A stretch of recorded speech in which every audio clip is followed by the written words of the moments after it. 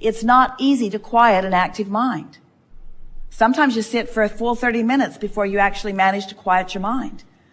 And we teach the way to meditate is by feeling for a vibration or listening for a vibration.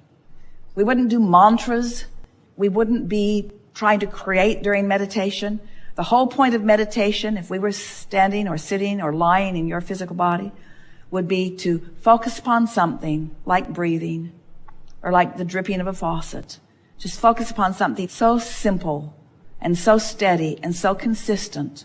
And we would just say to our mind, I know you have the ability to focus. Focus on that. And when our mind would wander, and it will, we would bring it back to that, and bring it back to that, and bring it back to that, and bring it back to that, until before you know it, you would begin to feel a detachment from your physical environment.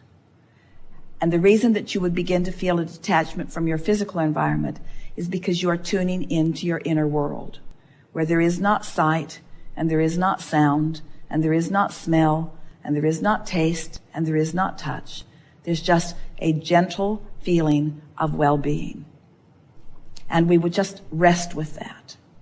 And then, if we are tempted to turn our attention to the well-being that we are feeling, we'd even withdraw from that thought. I don't even want to think about the well-being that I'm feeling. I just want to sit here in this sort of nothingness, in this pure slate. I just want to get back to the core of who I am, to the goodness of who I am, to the perfection of who I am, to the simplicity of who I am. I want to start my building from that place. Understanding that law of attraction will then add to that and add to that and add to that. Because when you start pure, what comes, it is our promise to you, it will move into exhilaration. But exhilaration without resistance is really what high flying is about, you see. That's where the inspiration comes. That's where the music comes from. That's where the lyrics comes from. That's where the passion comes from. That's where the orgasm comes from.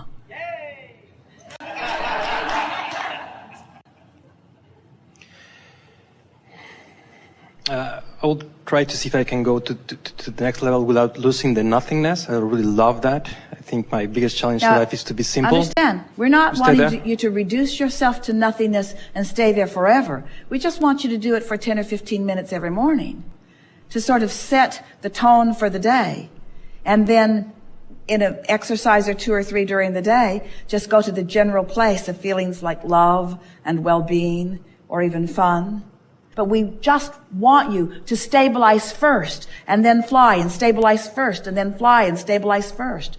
You can do this, you see. And the way we're describing it here sounds like one thing, but in real life it's something else altogether, isn't it? In real life, you wake up and one of your kids is in a bad mood, or you wake up and you get a phone call, or you get an email, or something's off, or you come on stage and the lights aren't the way you've practiced them for a couple of hours the day before. In other words, there's all kinds of things that happen that take you back. The question is, what do you do next? How fast do you find your recovery? And your recovery from life is completely contingent upon how much basic, general, finding that core vibration that you've been doing. Because if you've got that to fall back on, then as life touches you in those uncomfortable ways, you can reach and find the stable vibration much more quickly, you see. We don't want you to meditate all the time. We don't want you to meditate more than about 15 or 20 minutes in a day. If you knew how much you wanted to be in these bodies, you would not be trying to get out of these bodies. But surely there's got to be something somewhere between discord and nothingness. And we believe that if you start with as close to nothingness as you can and build outward, that instead of having discord, you'll have discord, you say.